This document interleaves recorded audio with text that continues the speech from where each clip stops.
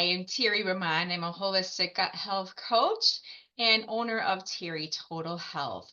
And I help high achieving women, entrepreneurs, and really figure out how to uh, get in touch with their gut health to maximize their well being. And today I am so delighted to be able to talk with Tracy Astle, who is also a health coach. And Tracy brings joyful, faithful support to those desiring a relaxed, enriching relationship with food, their body, themselves, others, and God. And as a certified eating psychology, mind body nutrition coach, she assists her clients in embracing the fullness of their divine identities with her stress free body acceptance method. This begins by becoming intuitive eaters who are skilled at tuning into their own body wisdom. This can result in the release of excess weight, healthier body image, enhanced digestion, elevation of energy and mood, and much more. Tracy, welcome. It's such a great honor to talk with you.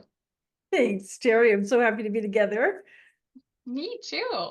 So please tell me really what exactly inspired you to pursue this type of work that you do today? That's a good question. Most of my life, I had what I think was a very typical relationship with food and with my body. I was at what my doctors were happy with as far as a healthy weight, and yet I still was not happy with my body. And it wasn't anything that I remember, it wasn't like, any kind of self-loathing or anything like that. It wasn't anything extreme. It was just always this kind of constant, I needed to be doing something to exercise better or eat better or lose this weight or make sure that I wasn't gaining weight, or it was I was just not happy with my body. And there was always some problem to be fixed.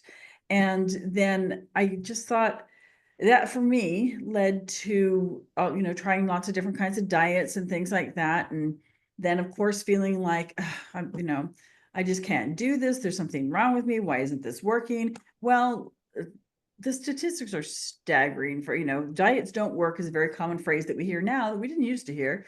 And but 90% over, those are the very low estimates. 90%, some are as high as 98% of the studies show that dieting doesn't work long term for weight loss. And but yet I was blaming myself, which I think most people do.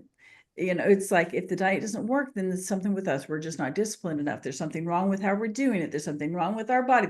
It's us. It's not the diet, but there's a whole nother science to that we're not going to get into today. But I was in that boat, very much affected by diet culture and what I felt was expected of, what I was supposed to look like and how I was supposed to feel and that kind of thing.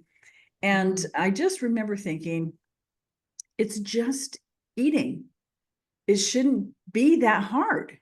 It shouldn't be so complicated. I really wanted, and I thought at one point, for most of my adult life, I really felt like I really wanted to have a relationship with food where I could just trust that I would eat whatever I wanted, whenever I wanted, not meaning, oh, I'm going to eat all the things all the time, but just that I knew that I'd be able to trust my body to be able to eat in a way that was going to serve it best. But at the same time I had that thought, I thought, oh, yeah. And, Cinderella didn't want to have to clean the house either. I just thought it was some fantasy, some fairy tale, that just wasn't how it was, that it was always something that had to be managed and maintained. And then I one day came across the place where I ended up getting my certification from the Institute for the Psychology of Eating. And when listening to that, their stuff, I mean, the first little video I saw theirs, I was like, oh my gosh, what is this place? And I need to know more about what they're saying. And I just did a deep dive into anything I could find related to them and anything they had put out. And it just really spoke to me about the psychology behind, because how many of us know what we're supposed to do and yet we don't do it, and so it's like, why is this like this? Why can't I have this relationship that I want? And turned out I can. Oh, And that's so it beautiful. really went down this during the certification and the coaching that I've done since then have really gone down the path of really having a healthy relationship with my body, having a healthy relationship with food, and really focusing so much more on healthy habits than the number on a scale. And Mm, that was just, it was just something that I thought, there are way too many women in particular, and unfortunately more and more men who are getting caught in that same trap of thinking that the number on the scale, the size on the clothing tag is what matters and it's what's the indication of health. yeah, And yeah. I thought, I know that there's a lot of people out there who need to know the things that I know them in the same boat. And I just want people to realize that it doesn't have to be that way. We don't have to view our bodies as something, a problem that needs to be fixed in that Hmm. kind of adversarial relationship. Yeah, that's beautiful. And I know you mentioned earlier about how many people women really are dissatisfied with their body. And talking to you, I was very surprised at that number. Mm. What did you say? 90% or more, depending on the studies you 90%. look at. Yeah, There's a book called More Than a Body that was written by doctors Lindsay and Lexi Kite. So interesting because they're identical twins. And so if anybody knows about body comparisons, right. The it's twins it's would. it's twins. Yeah. But as part of their doctoral studies, they would ask women, what um like how they felt about their body. And I don't know if that's the exact question, but almost all of them found something. They would start with what's wrong. Well, I can't lose weight. Well, I'm bigger than I want to be. I can never get rid of this belly fat that I have. My hips are too big. And it was always almost exclusively well over 90% of the people in the study that they did automatically went to the negative. Very few of them went, I just appreciate my body so much for what it does. And if you think about it, our relationship with our body is it's the longest relationship thing that we have in this life. Right. We are when we're born, well, before we're born, we have our body. And then we have our body all the time that we're living with our parents. Well, then we move away from our parents or our parents pass away. And so that relationship fades away. Even if we have a spouse, even if we have children, they come into our life later. Our body is the only relationship that we have that Mhm. in this life that goes from the moment we're born until the moment we die. And yet that relationship for so many of us is not a healthy one. And even Ah, if we're eating all the right foods, eating all the healthy foods, we can still have an unhealthy relationship with our body. very interesting, Tracy. So tell me, how does that even develop, that type of thinking? Like we don't have a good enough body. Oh gosh, thank you very much, diet culture. It's this, I mean, everywhere you look, it's interesting because one of my daughters-in-law who is in her 30s, for fun, and her and I think one of her sisters, it's like, oh, let's go watch, I don't know, on TV Land or something like that. And they went back and they were watching, it was the Mary Tyler Moore show, I think, but one of those, the old TV shows. And she, after watching that, she's like, man, now I can see why my mom has the relationship with food that she does. Because in so many of those episodes, they were talking about body size, they were talking about what diets, they were talking about that. And it was just so common. And so, I mean, on what was a very mainstream TV show and one Mhm. of the very popular TV shows. And if you look at, magazines, if you listen to any kind of radio, anywhere that there are ads, anywhere in movies, all just everywhere. If you thinking about talking about movies or TV shows, if there is somebody who is in a larger body, vast majority of the time, they're the comic sidekick or they're Ah, the person who's out of control. And there's not, I mean, there's just so little of, well, okay, their body's just their body and whatever, you know and there are these crazy beauty standards in Hollywood. What it is this conformity of this is how we need to look. period. Right. Right. When I was, what really started me, which I didn't realize at the time, Mm-hmm. back in the day when I was 18 and first in college, Mm-hmm. at that time I was a theater major. So I was, and I lived off campus. I lived off the south end of campus, and most all my classes were at the north end of campus. So I was, and it was a big campus. I went to a big school. And so I was walking and walking and walking and walking everywhere. And then in addition to that, being a theater major, I was taking dance classes, and I was involved in rehearsals for shows that I was in. So I was really active. And then I Mm. remember one of my roommates had a magazine. I don't remember what magazine it was, but in it was talking about what is your ideal weight? What weight should you be? It had a chart even that said, if you are this height, you should be this weight. And I didn't even stop to question that. It was like, oh, and I looked at it and went, oh my goodness, I'm 10 pounds heavier than that. I guess I need to lose weight. And that was Mm. the first. And so at that point in time, in addition to everything else I was doing, I started running because that was what people did. People go running. And I hated it. I hated Oh, it. And but I thought, but this is what I have to do. It's the exercise more, eat less oh model. yeah. That Mm-hmm. is, and that's just not a model to be Yeah. followed. No. Um, but I didn't even realize at that point in time that it's like I didn't question that this magazine. I questioned Right. myself. I just took that as like, oh my goodness. And now I look at it and go, that is so ludicrous that they would think that you say at 5'1", you should weigh this much. At 5'2", you should weigh this much. But that takes how much account for body differences? Zero. You know, Right. it's Right. just Right. it's just ludicrous. But I fell into that trap with a lot of other people. And as I've been doing this work, I found that I actually fell into that trap a lot later than a lot of people do. There are girls as young as 3 and 4 and 5 Oh my who goodness. are who are concerned about, I don't want to eat that, mommy, because it will make me fat. And yeah, it's really young. And some of the clients that I've worked with, the comments that they've gotten from their parents, and I'm not, hating on the parents. The parents were raised in the same culture that we all were. Um, Mm. and they're talking to their, 8-year-old girls about, well, let's try this diet. Let's try that diet for young kids who haven't even gone through adolescence yet.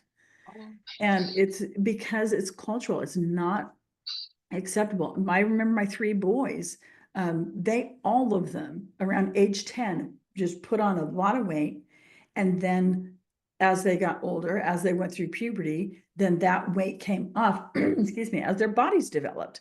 And I think now there are so many kids that I know at those ages where it's like, oh, we got to do something about the weight. And I always, with my boys, I said, we are not worrying about this as long as you are eating reasonably and you are active. And all 3 of my boys were very active. One of their favorite things to do was play street hockey out in front of the street, out in front of the house. And so they were very active. And it's like, we're not even talking about this until after adolescence. When your mm-hmm. body has matured and we kind of see where it lands, then we can talk about that. But what we're Right. talking about is taking care of your body. Oh That's what yeah. we're talking about. Yeah. But for too many people, that's not the conversation at those ages. The conversation is, oh, we need to get that weight down. We need to do something about that. We even had one of Wow. my sons, he was in the scouting program. And I remember at one of the uh, award ceremonies for scouting, one of the scout leaders stood up and said he was, acknowledging, I think, a rank advancement that some award that my son was getting. And this was in his later high school years. And this adult leader who had known him for, probably 8 years by that point in time, and seen him, get rounder. And then he goes, oh, well, and he's, finally grown into that body of his. And I'm just like, the Mm. fact that somebody would think that that was it, without even thinking that Yeah. there might be something wrong with making that comment, Right. you know? Right. And I'm just like, Especially at that, that age. yeah. Mm-hmm. And it was just, and Oh. fortunately for boys, it's not as big a deal. I mean, it's still not Mm-hmm. desirable to be quote unquote fat, but to be in a bigger body is much more acceptable for a boy than for a girl. And so Oh, wow. it's a very culturally promoted idea. That's Yeah. where that, and people Why say, do you well, think that is? Why do you well, think? Hmm. some people say, well, it's just natural. Beauty is a thing that, we're just naturally drawn to beauty, and this is what beauty is. That's Hmm. like, we are drawn. I mean, if you think of a peacock, the Hmm. peacocks have these big, beautiful tails. Why? So they can attract a mate. Visual is important. However, it's the idea that it's a fact that what we think is beautiful today is what beauty is. Because if you Hmm. go back, look at the painter Rubens, the women in his paintings were very plump. And there was a time for a long time in British history that if you like our standards now are to be very thin and you don't want to be too tan because it's going to wreck your skin.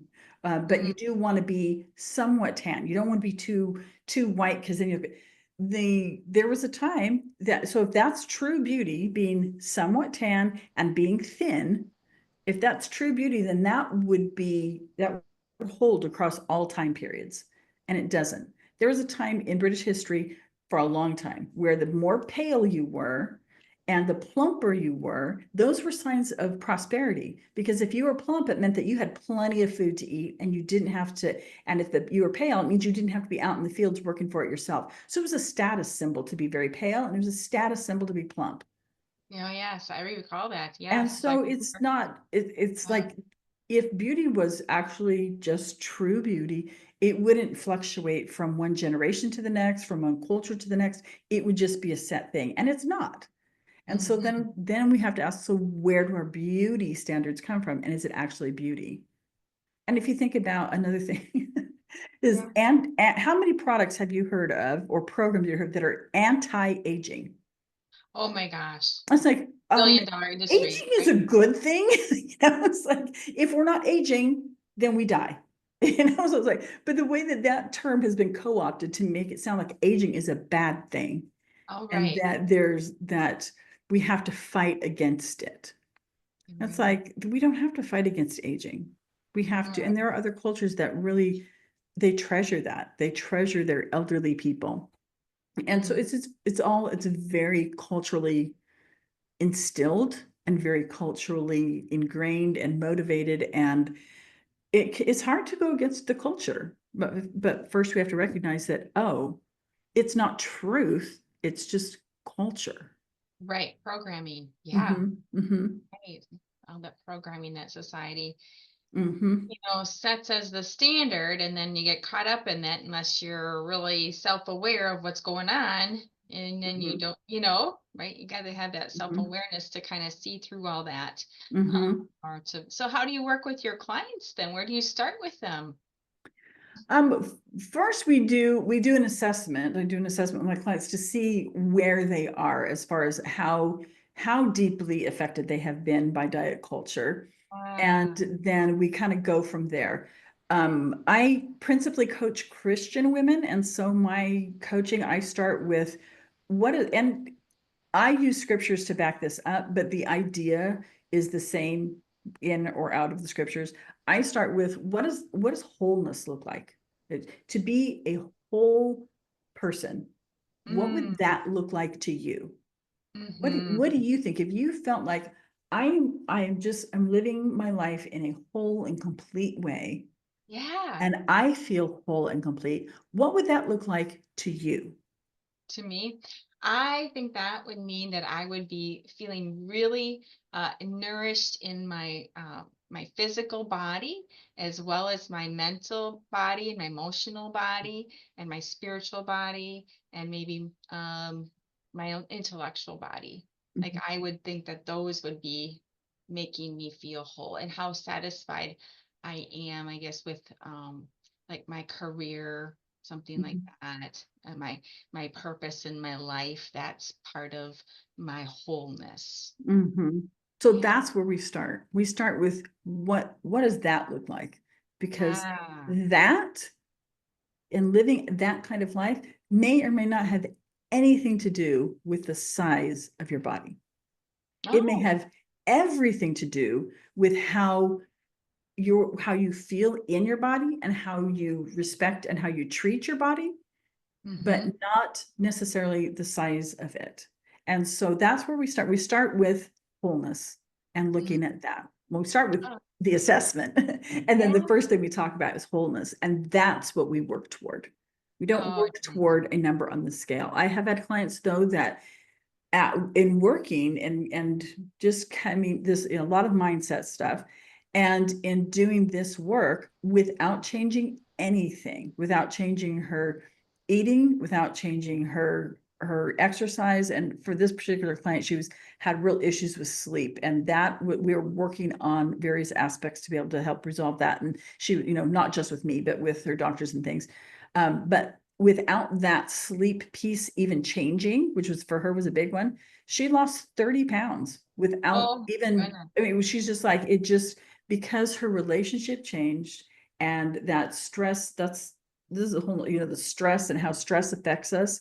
And when we Mm, have that adversarial relationship with our body, that it triggers stress hormones. And yeah. when stress hormones are triggered, it that's when our body holds on to weight. And so we're Right. really just in this vicious cycle. And for her, just learning to let go of some of these things and have this more relaxed relationship. And then, Mm-hmm. even looking at food and going, um, even a food that we would say is a quote unquote bad food, this cake or whatever, instead of looking at it like, oh, this cake is my enemy, but I want it so much. And then having that, just that idea is stressful. It triggers stress hormones, and the stress hormones trigger to hold on to the weight. So if you just look at it and go, oh, that cake looks good, I think I'm going to have a bite. And we take off that this is bad food label, and we take away that argument and that struggle, then we can have a bite or two of the cake and go, oh, that was just what I wanted. And then we're done. Mm-hmm. Sometimes we might eat the whole piece, but other times, I mean, honestly, in my own experience, and I thought this was just crazy because it just sounds crazy. But I thought, if I just kind of, one of the things that I really work with people is just slow down with food, and really appreciate everything about it. And when Mm-hmm. you do that, then you're so much more satiated, so much more easily. And it becomes more nourishing, not just the food nourishment, but it becomes more nourishing to our spirit, to our mind, to all of that. And so I thought, I wonder if I just kind of slowed down with M&Ms, how many would it take for me to be like, okay, I'm good with M&Ms. And M&Ms are kind of food that people tend to eat by the handful, pop 4 or 5 or 6 or 10 in your mouth at a time and chomp down and swallow and done.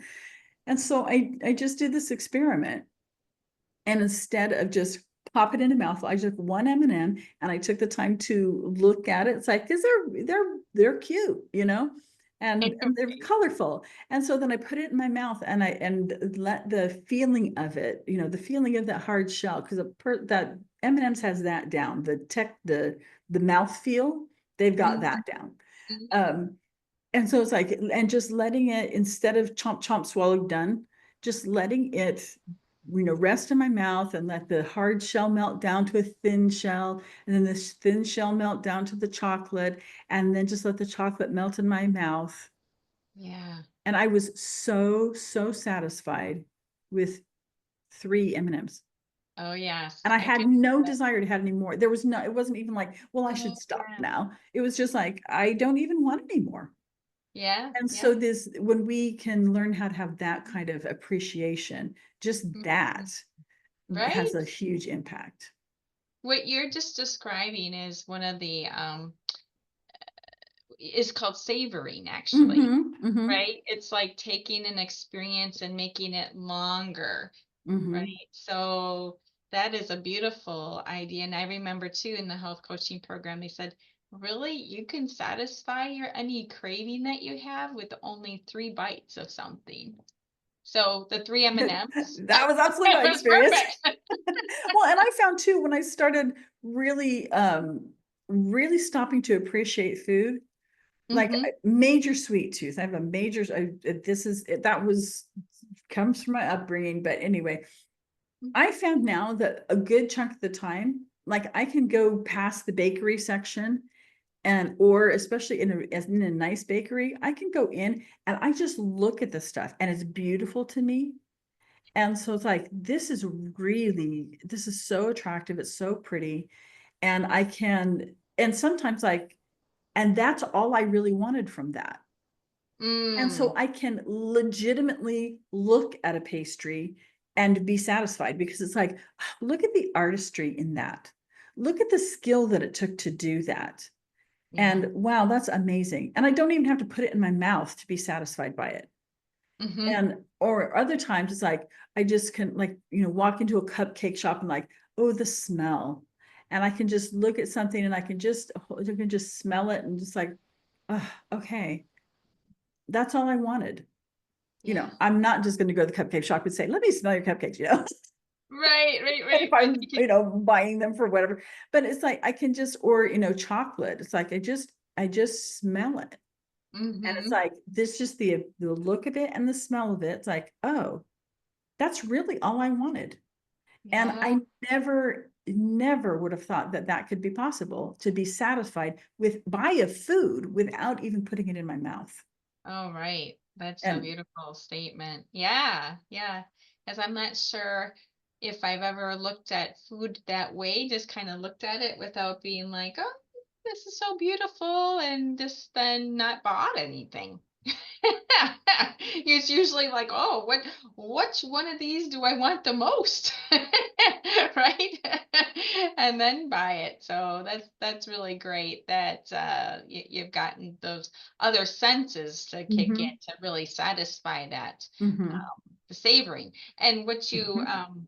the savoring is part of, happiness, right? So Yes. right? So anything that you can do to kind of savor is going to bring you a lot of joy. Mhm, So I just love your example of the three M&Ms because, people, like you say, they just don't realize that they can just really enjoy just a sweet treat for just a little bit and still just be so satisfied with just a mhm. little bit. So, So much more satisfied than I was before eating the yeah. whole bag of M&Ms because I wasn't appreciating the experience of it. hmm what would you say some of the people's fears are when hooking up with like a coach? Well, I think as far as with what I do and working with people and their eating, I Mm-hmm. think that there is a large fear about, are you kidding me? If I stop thinking of food as good and bad, if I stop trying to control what I'm eating, I'm just going to be eating everything all the time and I'm going to be completely out of control. And I don't even want to think about that. And that is just that's a very understandable fear because we have been conditioned to think that somebody knows about our body more than we do. We have Mm-hmm. to have an expert to tell us this is the diet you need to be on. We have to have a doctor to tell us that this is how to do this. We have to have a fitness expert to tell us that this is how you have to work out. We're trained to look outside of ourselves for how to treat ourselves, how to interact with our bodies. And our bodies have their own natural wisdom. And Mm-hmm. if we can really just take away the good food, bad food labels. I had one client that it just broke my heart. She had some sensitivities to some foods, and she said, I just have to think of them like they're poison. And I thought, no, no, no, no, no. Mm-hmm. Like for me, I'm allergic to kiwi. Strangely, is the only thing I'm allergic to. But because I'm allergic to kiwi, it doesn't respond well with my body. But I still appreciate kiwi. I think it's a really pretty fruit. And cut it, it's just really lovely. And then it smells really good. And so I still really appreciate kiwi. I don't have to look at it and go, that is poison to me. And that Mm-hmm. kind of, just that negative energy and that really fosters that adversarial. That's going to kill me if I eat it. But it's not, the dose makes the poison. But it's not going to kill me if I would eat a kiwi, but it's going to make me very sick. But I can go, okay, my body doesn't play well with that. I don't know what it is about that. I just know that it doesn't play well with that. That doesn't make my body wrong. It doesn't Right. make the kiwi wrong. It's Yeah. just, okay, that's how things are. So if we can take out that adversarial, you know, just kind of go, okay, even with food sensitivities, even when we have particular issues with certain foods, that doesn't make them bad foods. Even if you, there are many religions that have particular ways that they eat. And that doesn't mean, you know, if you're Jewish, does that make ham bad? It doesn't make ham bad. It's just another food. But because of your religious conviction, it's not a food that you choose to eat. And there's just a whole different energy in that. And that it makes a big difference as far as how, again, looking at that as a bad food, that triggers a stress response. It's Mm, a negative energy that triggers stress instead of just going, that food is what it is. I don't choose to eat it. I don't choose to drink it. I don't mm-hmm, choose to have that be part of my life, but that doesn't make it bad. And it doesn't make anybody else wrong who does eat it. And that's another part of that equation. When we buy into the idea of good food and bad food, not only does it create that negative energy that triggers a stress response, but also it really creates and if I eat good food, then I'm good. If I eat bad food, then I'm bad. oh, And that's just not true. And then also that turns around and it's like, and if you eat bad food, then you're bad. And I can be judgmental about you for the food that you eat. And it's just this whole very complex thing. But it's just the idea of good food and bad food. Food is just food. It has no ethical value on its own. It's just food. I mm, particularly do subscribe to a religion that has a health code that we live by, but the foods that and drinks that I choose not to partake, I don't I don't think that, oh, that makes it bad food. It just means it's not something that, because of the way that I believe, I don't eat it. I don't drink it. mm-hmm. Other people do. They're not wrong. Yeah, yeah. So, well, thank you for sharing all that. I'm wondering, do you have any particular resource or guide to get people started on how to kind of change their relationship with their bodies? I have some things. I have some free resources that I offer that people can find. They can contact me and any of my social media or my website or whatever. And I have some free things that I can offer them for that. Okay. But one thing that without getting, you don't have to have anybody to do this. You don't have to contact anyone. I think one of the most powerful things that people can do to Mm-hmm. start this process is to slow down and breathe. If Mm. it's it sounds really simple, and it is really simple, but Yeah. it's hard to remember to do. But if we can just before we eat, if it's Mm-hmm. just something that we're going to pop in our mouth, that kind of eat, just stop and take 1 to 2 deep breaths beforehand.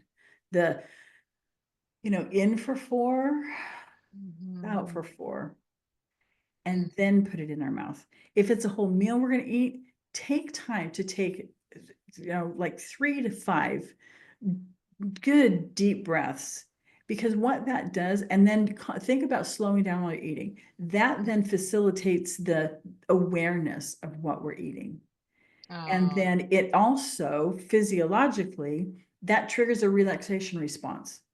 And when our Oh. body is in a relaxation response, it is set up for its optimal digestion. That doesn't mean that we're now automatically going to be, I just because I am in a relaxation response, I still can't eat kiwi. It's not going to Right. mean that we can Right. eat Right. anything and have no repercussions from it, but puts our body in the best state that it can be Mm. for digesting.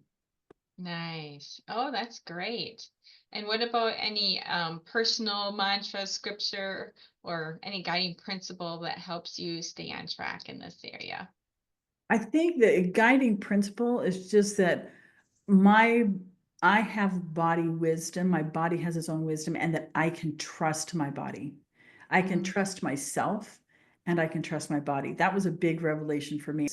I was shocked when I started doing this work at how little I trusted myself around food and how little I trusted my body to give me the signals that it needed. Because that's another thing that happens when we subscribe to particular diets.